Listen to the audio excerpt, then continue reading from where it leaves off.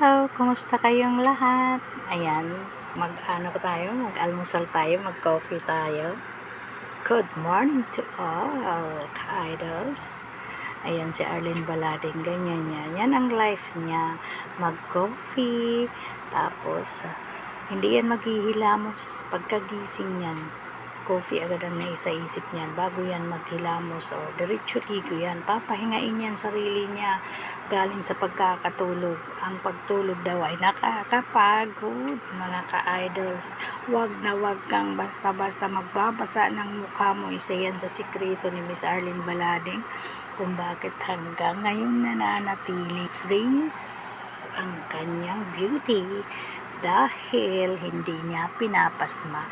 Ang gagawin niyan pagkagising niyan, magmuni-muni, tapos makaisip yan magtimpla ng coffee, magko-coffee yan. Or minsan naman bumababa yan, papatimpla yan sa mga may tindahan ng kape. Pero alam niyo bang si Miss Arlene Balading ay hindi talaga mahilig maghilamos sa umaga. Pagka yan bababa, gagawin yan, magpupulbo lang yan. Hindi yan babasain ang mukha. Kaya nga sa edad niya ngayon ay malinaw pa rin